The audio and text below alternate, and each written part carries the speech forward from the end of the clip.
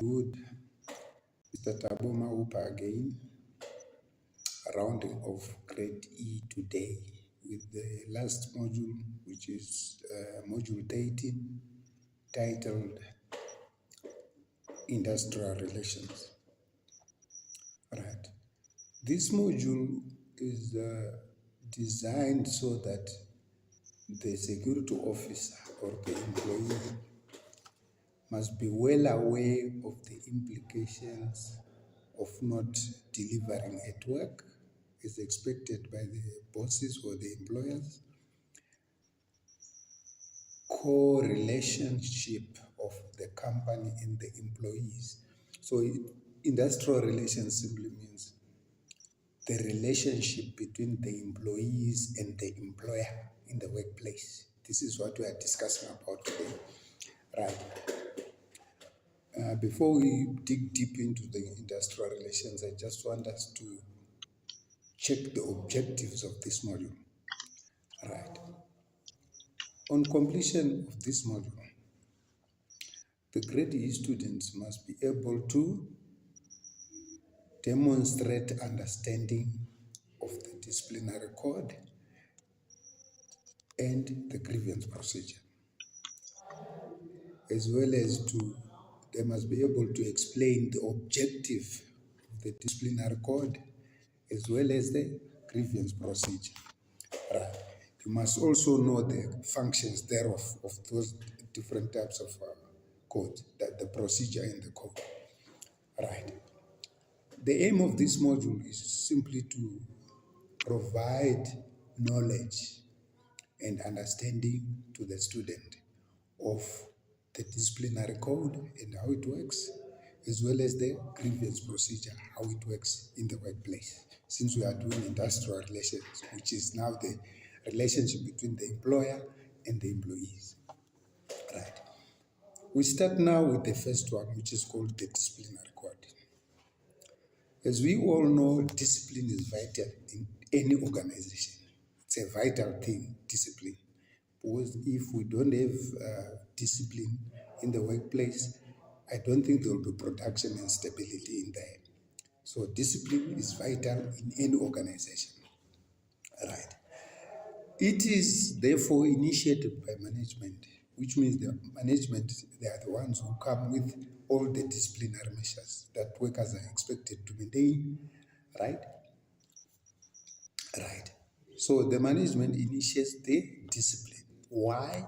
Due to the fact that when employees are working, some they don't work according to the expectations of the company. So because of unsatisfactory worker performance and behavior, therefore the companies initiate what we call the disciplinary code. To minimize problems, the disciplinary code must be understood and accepted. Usually it is within the contract.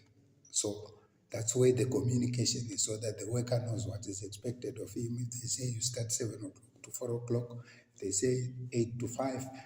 It's all part of the contractual agreement that you have with the company. Right. So the company initiate, how do they initiate the disciplinary code? They establish a set of rules which are to be followed by each and every employee working in that company. That set of rules, that what we call now the disciplinary code. Right. And don't mistake it for substitute. It's not, the disciplinary code is not a substitute for company policy, but is an expression of company policy on discipline. So do not say it's a substitute for management. No. It's an expression of company policy on discipline. Right. So all the workers, so that if we don't need any problems, they must be well aware of the implications of their behavior. That's where you get warnings and things like that. All right. We come now to the objective. What is the objective of the disciplinary code? The objective of the disciplinary code is simply to bring back the employee back to acceptable standard of performance and behavior, not to punish or get rid of them. must also be mistaken there.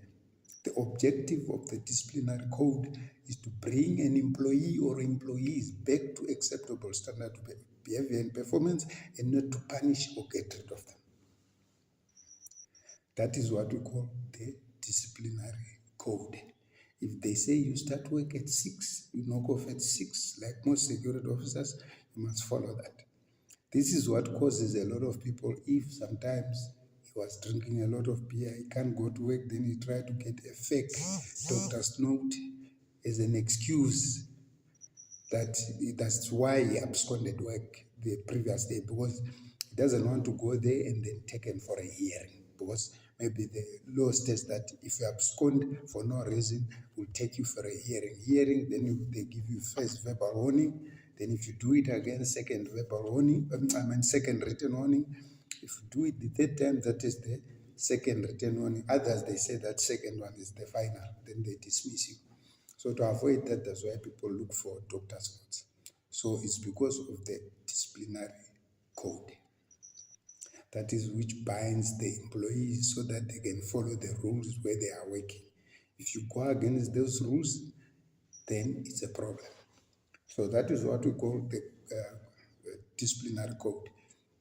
When you come to your exam under Module 13 Industrial Relations, they simply ask you a simple question to say, explain the objective of the disciplinary code. Of which I said the answer is, the objective of the disciplinary code is to bring back an employee or employees to acceptable standard of performance and behavior, and not to punish them or get rid of them. So it's simply to bring them back to acceptable standard of behavior and performance, not to punish them or get rid of them. That is the objective. That is the question. It's carrying 5 marks. Right. That's it about the disciplinary code. Now we move to the grievance procedure. Right. The security officer must know that there is a way of channeling his grievances at work. That's why the grievance procedure was created. And this is also what causes people to form labor unions, whereby they can channel their grievances through the sub steward and so on. Right. So what happens in this grievance procedure is people can have conflicting differences in the workplace. And it's something that has to be settled as quickly as possible in the interest of productivity and stability in the company. If you want production to go on with a stable workforce, it means grievances must be solved as quickly as possible at lower levels. Even the management or departmental heads, they must be well aware and appreciate the fact that they must always be checking on the employee-to-employee relations within the company. And they must also be aware and appreciate the fact that they have to handle those grievances early before it can cause a problem in the production or stability of the company. Right. The grievance procedure engenders a feeling of trust and security within the security officer or the employee, because they will know a step-by-step procedure of channeling their grievances. For example, people who belong to unions, they'll be using their shop steward to carry their grievances to management. If management doesn't want to understand, then it's going to the labor body, to the labor union body, which will now set up a meeting with the management and try to explain the grievances of the workers before strike action can take place. It's either they might want an increase or improvement in the working conditions. Otherwise, that's what we call the grievance procedure. Right. The objective of the grievance procedure is simply to make or allow both parties or the parties involved in resolving the grievance, so that they can meet and try to resolve the grievances before it can affect production and stability in the company. So that is the objective of the grievance procedure, to allow both parties to resolve their grievances in the interest of productivity and stability. I think that is all about grade E. We have now, this is the last module, and the question on the grievance procedure, it simply says, explain the grievance procedure, right? Which is simply the grievance procedure allows both parties to resolve their grievances in the interest of production and stability. That's it, for 5 marks.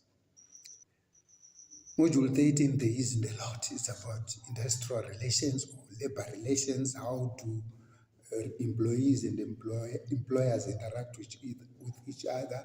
If there are problems, how are grievances channeled, and the company also make a set of rules to make sure that the people are controlled by what we call the disciplinary code. That's why we have things like first verbal warning, first written warning, second written warning, final, which is the third written warning, and the dismissal.